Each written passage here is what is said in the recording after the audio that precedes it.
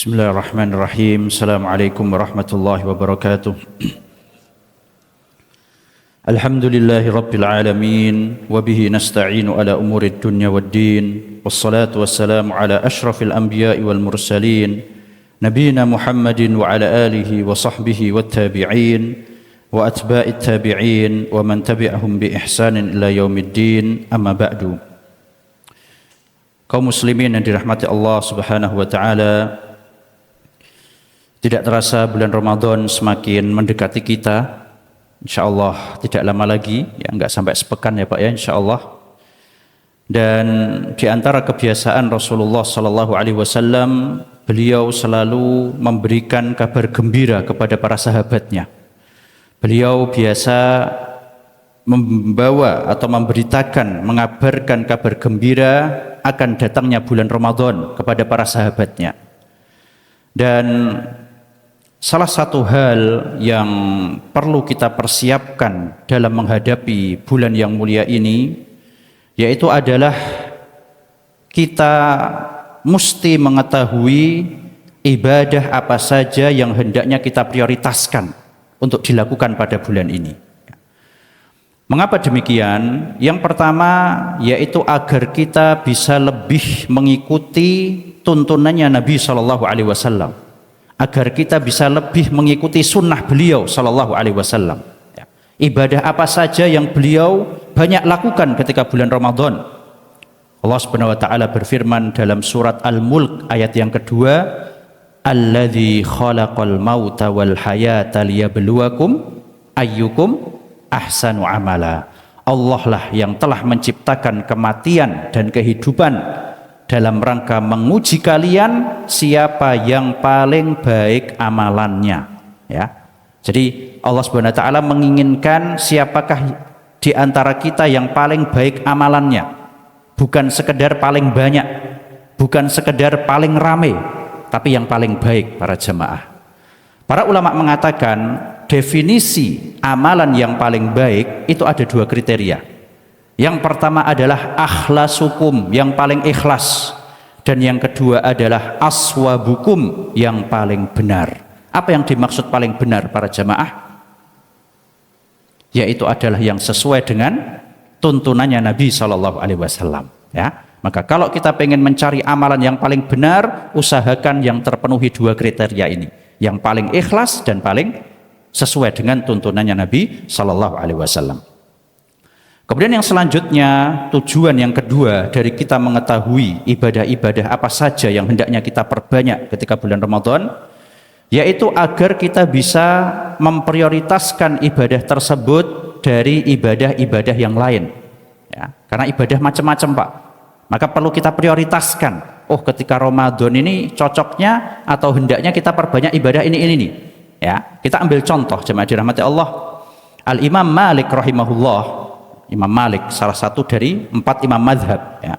Imam Malik beliau adalah imam di Madinah, ya. Ketika datang bulan Ramadan, maka beliau akan menutup majelisnya. Beliau punya majelis hadis para jamaah. Ketika bulan Ramadan, beliau akan meliburkan majelisnya dan mulai membaca Al-Quran, ya. Ini adalah salah satu contoh bagaimana memprioritaskan ibadah ketika bulan Ramadan. Dan perlu kita ketahui, suatu momen, ya, ini akan lebih istimewa ketika dilakukan di dalamnya ibadah yang sesuai dengan momen tersebut.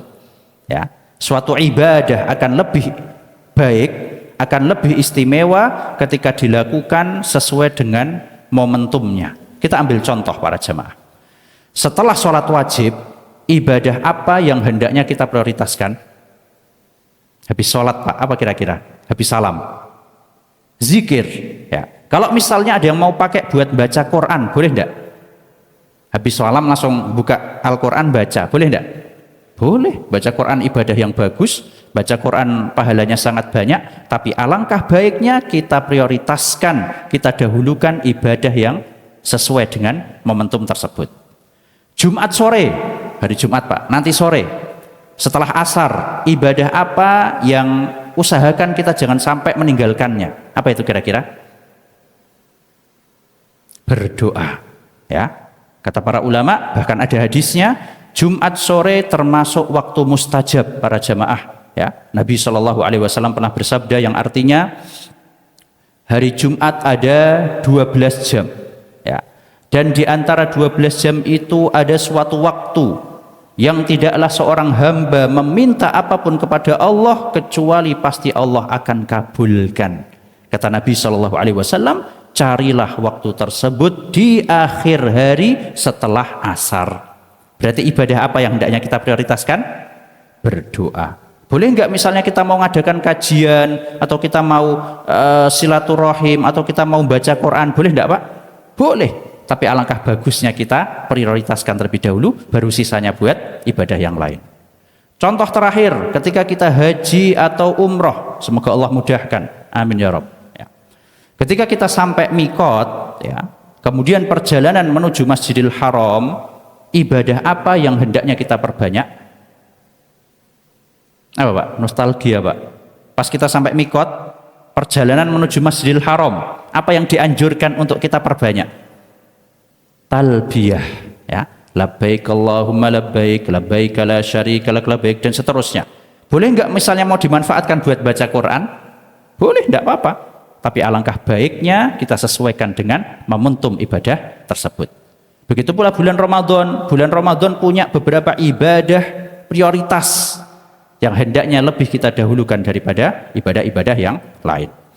Kemudian yang ketiga, sebab atau manfaat kenapa kita perlu mengetahui ibadah-ibadah tersebut, yaitu adalah agar sejak sekarang bisa kita niatkan, ya, dari sekarang bisa kita berniat para jamaah, saya akan berusaha Ramadan kali ini khatam meskipun sekali. Saya akan usahakan Ramadan kali ini coba iktikaf meskipun tidak full 10 hari. Ya. Saya usahakan Ramadan kali ini bisa lebih meninggalkan hal-hal yang sia-sia. Diniatkan dari sekarang para jamaah. Kenapa demikian? Yang pertama, orang biasanya kalau niat, ini biasanya ibadahnya semakin semangat. Daripada yang apa? Kaedahnya ngalir aja, kan gitu ya. Udah ngalir aja, dijalani aja. Nah, ini biasanya ya sudah puasa formalitas, sholat taraweh formalitas, sholat taraweh karena lihat orang sholat ikutlah. Nah, itu ngalir aja seperti itu. Tapi kalau kita niatkan dari sekarang, biasanya orang akan lebih semangat dalam melakukan ibadah. Yang kedua, jemaah dirahmati Allah, manfaat kita berniat melakukan ibadah tersebut dari sekarang, yaitu Allah Subhanahu wa Ta'ala akan menuliskan pahalanya, akan mencatat pahalanya meskipun kita ada uzur atau halangan dalam mengerjakannya. Ya, misal nih kita sudah niat sekarang, saya akan coba lakukan sholat taraweh setiap malam. Ya, saya akan berusaha iktikaf di bulan Ramadan kali ini. Qadarullah ada halangan. Ya, wabil khusus para wanita, ibu-ibu biasanya. Ya, maka ketika kita sudah meniatkannya sejak sekarang, Allah tetap akan tulis pahalanya meskipun apa? Kita tidak jadi melakukan. Ini termasuk keistimewaan umat Islam para jamaah. Di antara keistimewaan umat Islam, Allah kasih kekhususan ketika mereka sudah berniat melakukan ibadah, ya, kemudian ada halangan, ya, jadi mereka tidak jadi melakukannya bukan karena malas, bukan karena mereka nggak mau, tapi karena ada uzur syar'i, maka Allah akan tetap tulis pahalanya. Ini termasuk keistimewaan umat Islam. Manfaat yang ketiga para jemaah dirahmati Allah, sebelumnya ya, dalilnya apa? Dalilnya apa sih yang menunjukkan kalau kita sudah niat terus tidak jadi melakukan karena ada uzur tetap ditulis pahalanya? Dalam sebuah hadis Allah Subhanahu wa Ta'ala pernah mengatakan, faman hamma bihasanatin falam ya'malha, barang siapa yang sudah bertekad untuk melakukan sebuah kebaikan kemudian ternyata dia tidak jadi, ada halangan, ada uzur syar'i, katabahallahu indahu hasanatan kamilah, maka Allah akan menulis di sisinya satu kebaikan secara sempurna.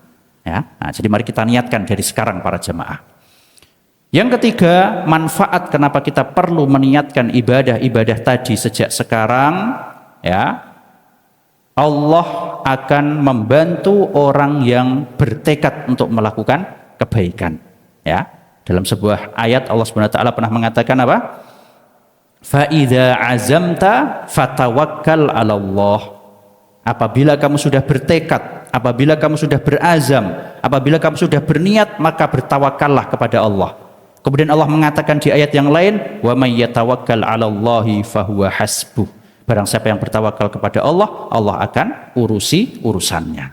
Ya. Nah, jadi ini adalah beberapa manfaat mengapa kita perlu mengetahui ibadah-ibadah apa saja yang perlu diprioritaskan ketika bulan Ramadan. Baik, kita masuk ke ibadah yang pertama. Ibadah pertama yang hendaknya kita prioritaskan, hendaknya kita dahulukan ketika bulan Ramadan, apa kira-kira para jamaah? Apa? Taraweh. Ada yang lebih utama lagi. Taraweh termasuk, tapi ini nomor satu. Apa kira-kira Pak? Baca Quran juga belum, masih ada yang lebih penting. Yaitu adalah ibadah yang hukumnya wajib. Ya. Ibadah yang hukumnya wajib harus kita prioritaskan. Ya. Kenapa? Karena ibadah wajib adalah ibadah yang paling dicintai oleh Allah Subhanahu wa Ta'ala dibandingkan ibadah sunnah. Seluruh ibadah wajib lebih dicintai oleh Allah. Dalam sebuah hadis Allah pernah mengatakan, "Wa ma taqarraba ilayya 'abdi bi syai'in ahabba ilayya mimma aftaradtu 'alaihi." Dan tidaklah hambaku mendekatkan diri kepadaku dari apa-apa yang lebih aku cintai dari hal yang telah aku wajibkan. Ya, jadi tidaklah hambaku mendekatkan diri kepadaku yang lebih aku cintai dari apa-apa yang telah aku wajibkan. Ya, ini menunjukkan bahwasanya ibadah wajib adalah ibadah yang paling dicintai oleh Allah. Makanya kita prioritaskan. Ya, sholat 5 waktu, puasa Ramadan ini harus kita prioritaskan para jamaah. Sebagian orang kadang kurang tepat. Ya, mereka fokus ibadah sunnah, ibadah wajibnya keteteran.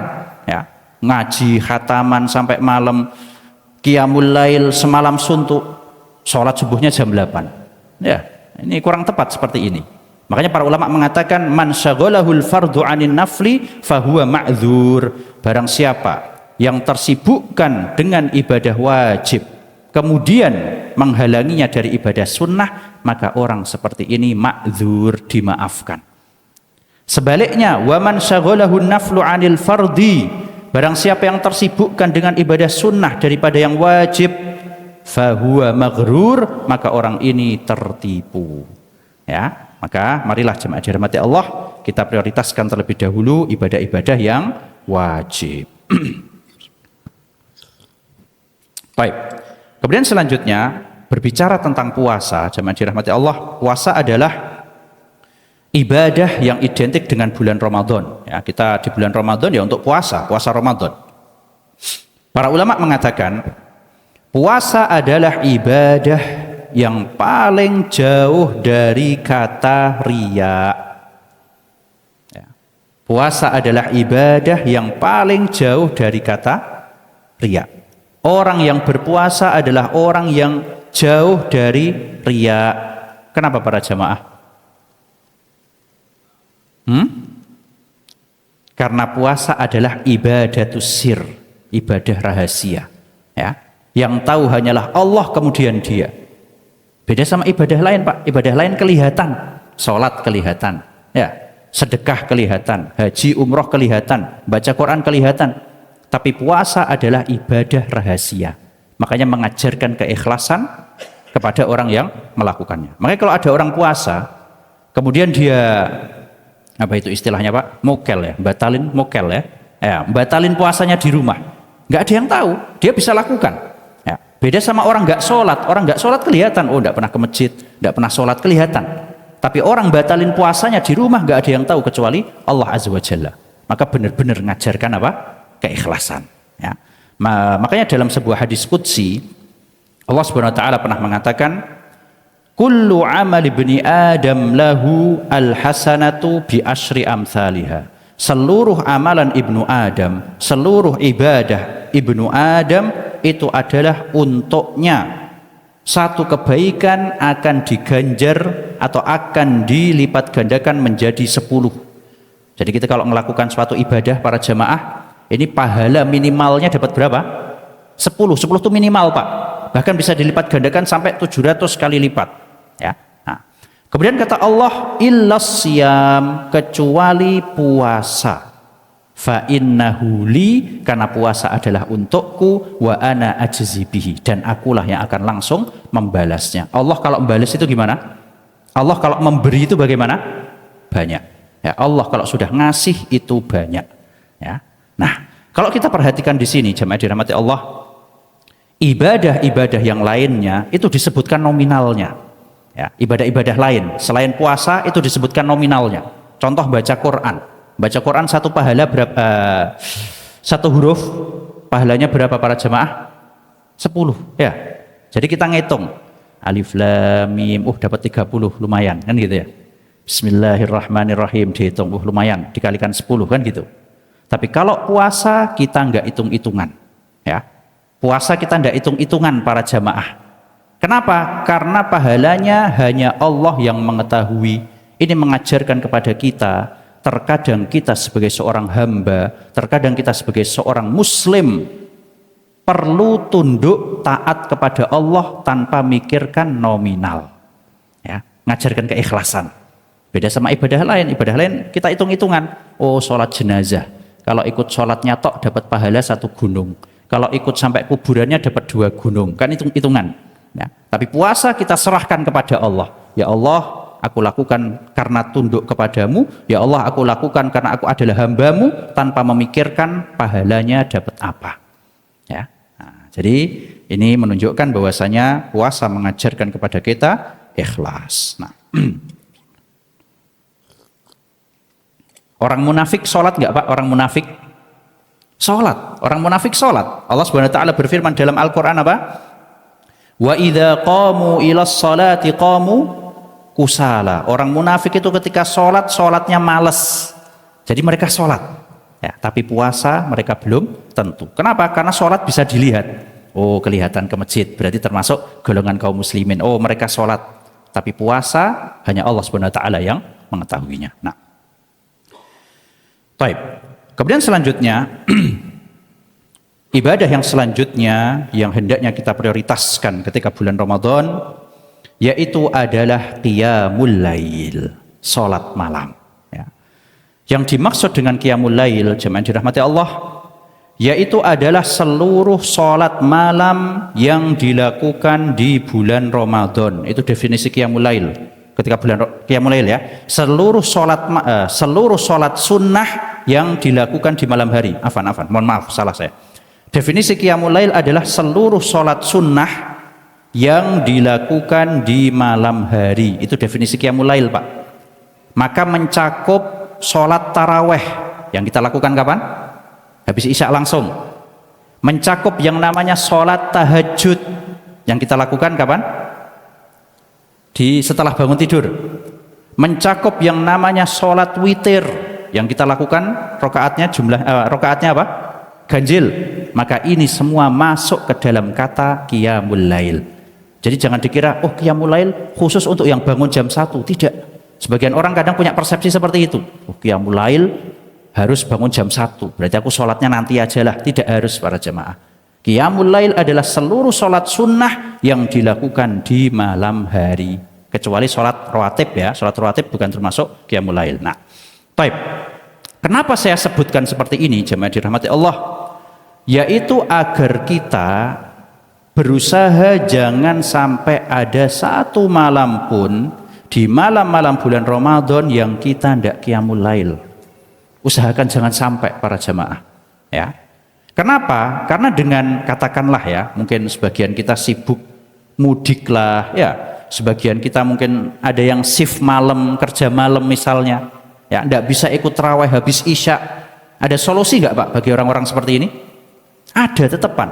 Habis sholat isya, sholat witir 1 rakaat, apa susahnya? Kan termasuk qiyamul lail ya. Waduh Ustadz, saya mudik 10 hari terakhir mudik, tidak sempat qiyamul lail. Ini suatu hal yang agak mustahil sebenarnya. Bukankah ketika kita mudik kita harus sholat maghrib dan isya ya, mampir rest area, sholat maghrib isya, jamak takdim atau jamak takhir, habis isya sholat witir 1 rakaat aja, itu sudah termasuk qiyamul lail. Eman-eman para jamaah ya. Makanya Nabi SAW dalam hadisnya pernah mengatakan apa?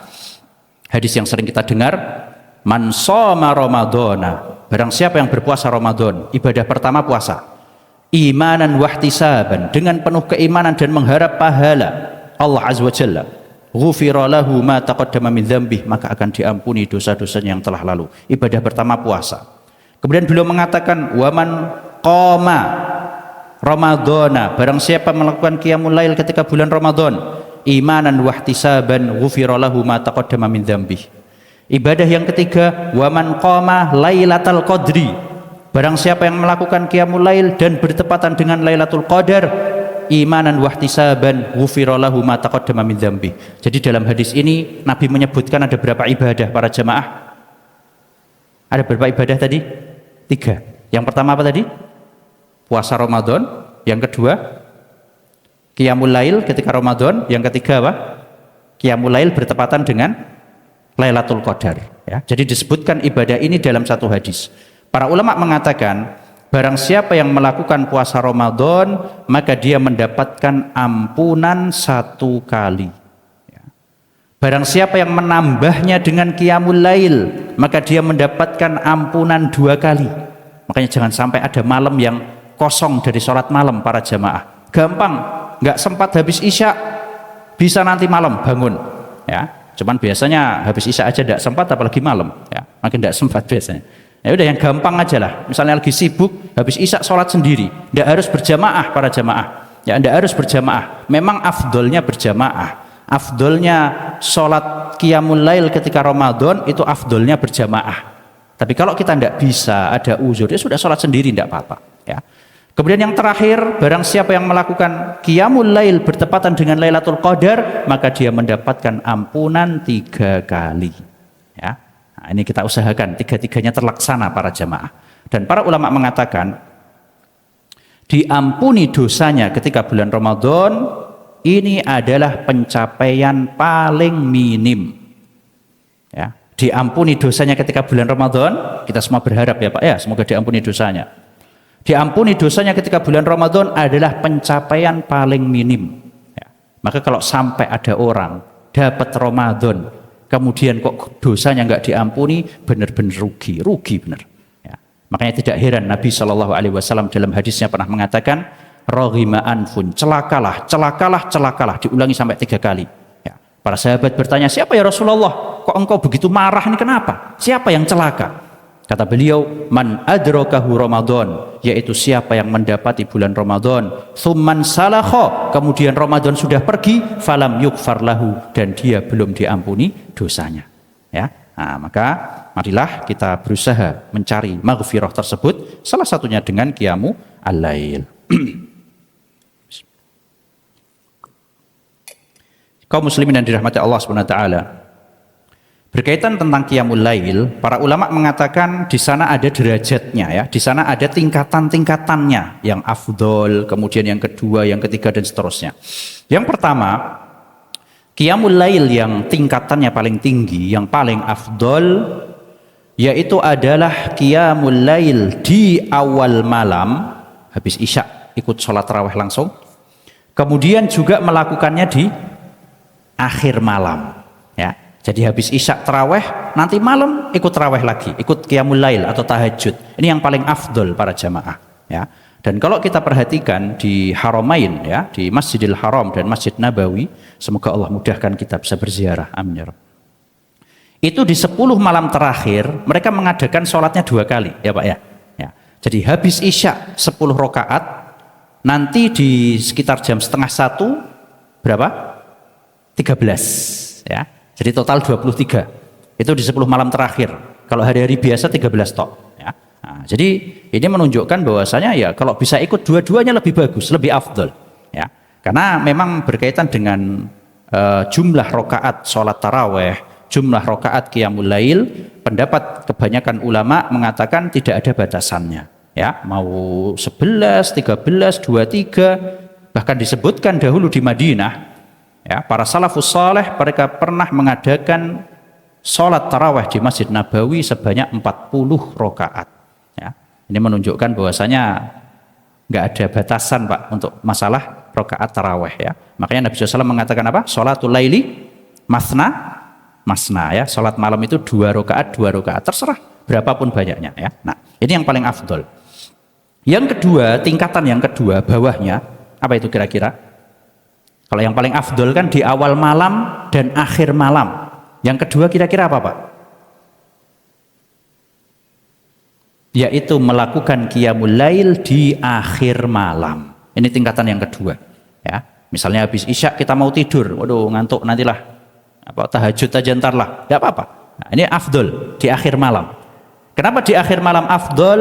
Di antara sebabnya karena bertepatan dengan waktu mustajab, bertepatan dengan waktu turunnya Allah Azza wa Jalla ke langit dunia, yang mana doa-doa dikabulkan, yang mana istighfar diampuni, taubat diterima, maka dia menjadi lebih afdol ya.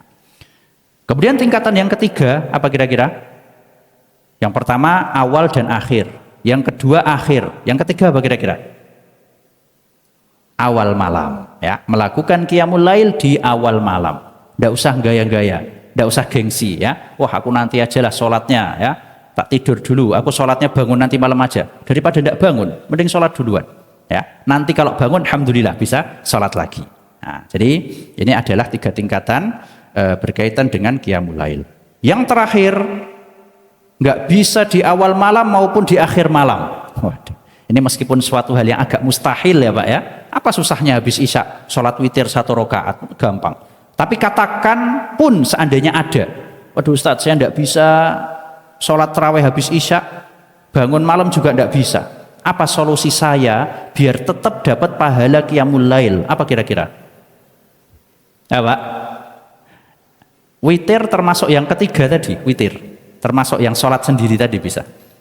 Tapi benar-benar ini tidak bisa sholat sendiri maupun berjamaah. Habis isya mungkin ada kesibukan apa, malam mungkin capek. Meskipun hal yang mustahil ya, apa susah 1 rakaat tok. Apa solusinya kira-kira? Solusinya adalah dengan ikut sholat isya dan subuh secara berjamaah. Itu solusi terakhir berjamaah. Dalam sebuah hadis Nabi SAW pernah mengatakan yang artinya, barang siapa yang sholat isya secara berjamaah, maka akan dituliskan baginya seolah-olah melakukan qiyamul lail setengah malam. Dan barang siapa yang melakukan sholat subuh secara berjamaah, maka akan ditulis baginya seolah-olah melakukan apa? Qiyamul lail selama full 1 malam. Bisa kita full 1 malam Pak? Enggak bisa ya, fisik kita terbatas sekali. Tapi tetap bisa dapat pahalanya. Nah, ini solusi terakhir bagi mereka yang tidak bisa melakukan qiyamul lail sama sekali. Kemudian juga dalam hadis yang lain, Rasulullah SAW pernah mengatakan, man shalla ma'al imami hatta yansorifa. Barang siapa yang sholat bersama imam sampai kelar. Usahakan kita kalau ikut jamaah Pak, selesaikan ya. Sebagian kita ada yang mundur pelan-pelan ya, nah, rakaat 8 mundur kan gitu. Usahakan sampai selesai. Apa pahalanya? Kata Nabi SAW, barang siapa yang sholat bersama imam sampai selesai, kutibalahu qiyamul lailah, maka akan dituliskan baginya pahala qiyamul lail 1 malam suntuk. Nah, jadi usahakan sampai selesai ya. Nah, ya meskipun boleh mundur tidak apa-apa, mundur teratur ya. Tidak apa-apa sebenarnya, cuman afdolnya sampai selesai. Baik. Kemudian selanjutnya ibadah yang lain yang hendaknya kita prioritaskan ketika bulan Ramadan, yaitu adalah qiraatul Quran, membaca Al-Quran ya. Al-Quran atau membaca Al-Quran, jemaah dirahmati Allah, adalah suatu ibadah yang identik dengan bulan Ramadan ya. Makanya Allah mengatakan dalam Al-Quran, Syahrul Ramadan alladzi unzila fihil Quran ya. Bulan Ramadan, bulan yang di dalamnya diturunkan Al-Quran, berarti identik dengan membaca Al-Quran. Dan juga Nabi SAW ketika bulan Ramadan, setiap malam beliau akan bertemu dengan siapa? Jibril. Apa yang dilakukan? Ngobrol? Tidak. Apa? Simak-simakan Al-Quran setiap malam para jamaah. Bahkan di Ramadan terakhir sebelum beliau wafat, beliau menghatamkan 2 kali dengan Jibril ya. Wah, dikitnya Ustadz, Nabi cuma menghatamkan 2 kali ya. itu pas sama Jibrilnya Pak. Di luar itu beliau juga ngaji, ya. Jadi jangan dipahami, setiap Ramadan Nabi menghatamkan sekali. Di tahun terakhir menghatamkan 2 kali. Oh ya wis, sekali atau 2 kali aja. Nabi aja cuma segitu. Itu pas ketemu Jibrilnya. Di luar itu siang dan sebagainya beliau ngaji, ya.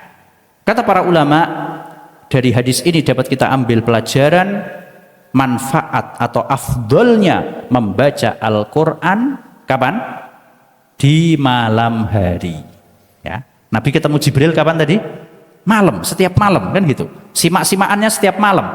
Kata para ulama, ini menunjukkan keutamaan membaca Al-Quran di malam hari. Kenapa kira-kira? Kenapa kok malam hari ini lebih cocok untuk ngaji kira-kira? Karena biasanya apa? Pikirannya lebih tenang, ya. Hiruk pikuknya tidak seramai ketika siang hari.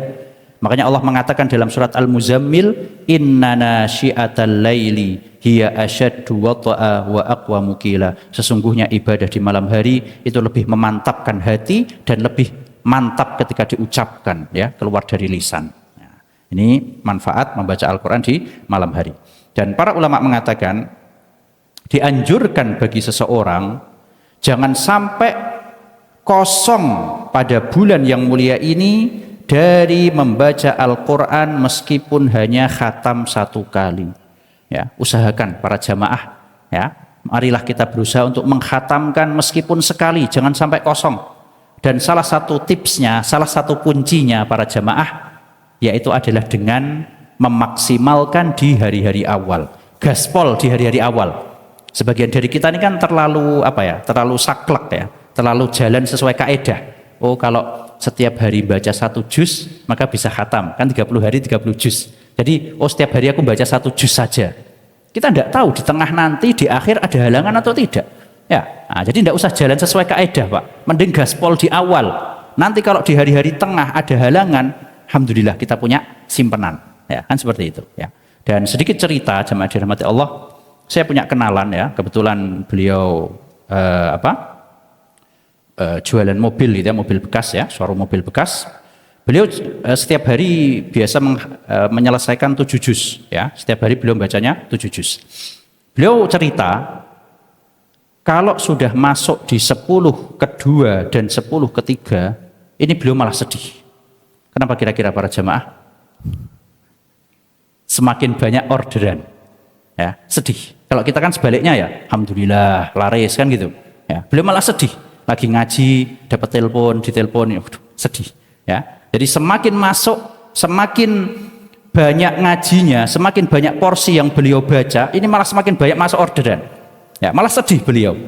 Nah, ini menunjukkan bahwasanya benar, ya, Nabi SAW pernah mengatakan, barang siapa yang dia tidak menjadikan dunia sebagai tujuannya, maka dunia akan mendatanginya dalam keadaan apa? Hina. Ya, dunia akan datang dalam keadaan hina, ya. Malah nggak suka, malah merasa terganggu gitu loh. Ini kok banyak orderan, ya, malah sedih beliau, ya. Subhanallah. Nah, baik.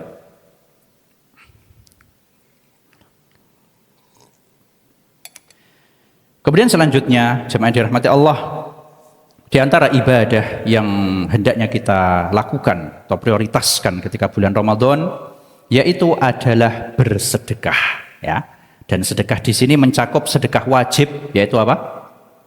Zakat maupun sedekah sunnah. Dan sedikit catatan kaum muslimin dirahmati Allah, atau sebelumnya, ya, disebutkan dalam hadis bahwasanya Nabi SAW itu orangnya dermawan, ya. Dan beliau akan lebih dermawan lagi ketika bulan Ramadan setelah ketemu Jibril, ya. Di hadisnya gitu Pak, ya. Nabi adalah orang yang dermawan. Dan beliau akan lebih dermawan ketika Ramadan setelah ketemu Jibril. Tadi ketemu Jibril itu ngapain beliau? Ngaji, baca Quran. Kata para ulama, ini menunjukkan dampak positif dari membaca Al-Quran, yaitu seseorang akan lebih mudah terdorong untuk melakukan ibadah, ya. Nah, para ulama mengatakan berkaitan tentang zakat, ya, ini sedikit catatan, ya. Berkaitan tentang zakat mal tidak disyariatkan mengkhususkan bulan Ramadan untuk mengeluarkan zakat mal. Sebagian kita kadang terlalu maksa. Sebagian kita terkadang terlalu dipaksakan. Aslinya haulnya di Sya'ban. Tapi dia apa? Wah, tak mundurkanlah 1 bulan biar pas Ramadan. Atau aslinya haulnya di Syawal. Dia terburu-buru, tak majukanlah di Ramadan. Maka kata para ulama, tidak disyariatkan. Bukan suatu hal yang dianjurkan. Sebagian dari kita kan gitu. Pas Ramadan, Masya Allah, keluar semua zakat mal. Ya. Di sana ada kurang lebih 2 dampak yang dalam tanda kutip mungkin agak negatif dari seseorang semuanya mengeluarkan zakat mal di bulan Ramadan. Apa itu? Yang pertama, jemaah dirahmati Allah, kalau semua orang mengeluarkan zakatnya di bulan Ramadan, apa yang terjadi pada orang-orang yang membutuhkan di bulan-bulan yang lainnya? Ya. Apa yang terjadi kira-kira, Pak? Nunggu kan gitu ya? Mana ini ya? Nunggu mereka. Ya, ini yang pertama. Yang kedua, ketika seorang sudah mengeluarkan zakat, apalagi nominalnya cukup besar, kira-kira apakah masih ada dorongan untuk melakukan sedekah sunnah? Ya ada sih, tapi mungkin tidak sebanyak kalau dia tidak mengeluarkan zakat pas Ramadan. Ya. Ketika dia sudah mengeluarkan zakat, apalagi nominalnya besar, dia akan merasa, aku udah ngeluarin kok, aku udah sedekah, lumayan besar lagi, ya sudahlah cukup. Ya. Beda kalau zakat malnya di bulan lain, otomatis ketika Ramadan dia akan terdorong untuk melakukan sedekah sunnah. Ya. Nah, jadi maksud saya bukan kemudian tidak boleh, maksud saya bukan kemudian dilarang mengeluarkan zakat ketika Ramadan, bukan seperti itu. Maksudnya apa? Ya sudah, haulnya kapan keluarkan. Pas Ramadan, alhamdulillah. Bukan Ramadan juga tidak apa-apa. Ya, tidak usah terlalu dipaksakan, harus saat Ramadan. Begitu pula ini mencakup sedekah sunnah, jemaah dirahmati Allah, wabil khusus adalah sedekah makanan. Lebih spesifik, Pak. Ini sangat dianjurkan ketika bulan Ramadan. Kenapa demikian? Ya, yang pertama ada hadis dari Nabi SAW, man fattara shaiman, barang siapa yang memberi makan orang berpuasa. Memberi makan di sini maksudnya apa? Bantu batalin, tah? Bukan. Bantu iftar maksudnya, Pak. Bantu iftar biar iftar bisa pakai makanan. Kata Nabi SAW, kana lahu mislu ajris shaim, maka orang itu akan mendapatkan pahala seperti pahalanya orang puasa. Ini solusi bagi kita yang tidak bisa puasa di hari itu sebenarnya. Sebagian ibu-ibu mungkin ada yang sedang halangan, atau sebagian bapak-bapak yang sudah sepuh yang tidak bisa puasa. Gimana caranya biar bisa tetap dapat pahala puasa? Caranya ngasih bukber bagi orang yang berpuasa. Ya. Nah, jadi ini alasan pertama kenapa kok sedekah makanan sangat dianjurkan, wabil khusus ketika bulan Ramadan. Yang kedua, jemaah dirahmati Allah, ketika bulan Ramadan itu biasanya orang akan sibuk apa? Ibadah. Ya. Maka dengan kita memberi makanan kepada mereka, otomatis membantu mereka untuk bisa fokus beribadah. Ya. Yang aslinya waktunya buat masak, karena sudah ada makanan, alhamdulillah, buat ngaji lah. Ya. Yang aslinya waktunya bisa buat sahur, masak sahur, alhamdulillah ada kiriman dari tetangganya, bisa buat tahajud, bisa buat ngaji. Ya. Nah, jadi ini alasan yang kedua, kenapa kok sedekah makanan sangat dianjurkan. Alasan yang terakhir, biasanya ketika bulan Ramadan, ini orang waktu kerjanya otomatis akan berkurang. Otomatis pendapatannya juga akan berkurang, ya, kecuali tukang gorengan ya. Ya, maka dengan kita memberi makanan, dengan kita bersedekah makanan, maka ini diharapkan bisa mensupport mereka, ya. Nah, jadi itu adalah termasuk ibadah yang sangat dianjurkan ketika bulan Ramadan. Ya, di sana ada ibadah-ibadah lain ya, seperti umroh, kemudian juga iktikaf, kemudian juga memperbanyak doa, ya. Nah, intinya ini adalah ibadah-ibadah yang mari kita prioritaskan ketika bulan Ramadan. Wallahu a'lam. Demikian yang dapat disampaikan. Sampai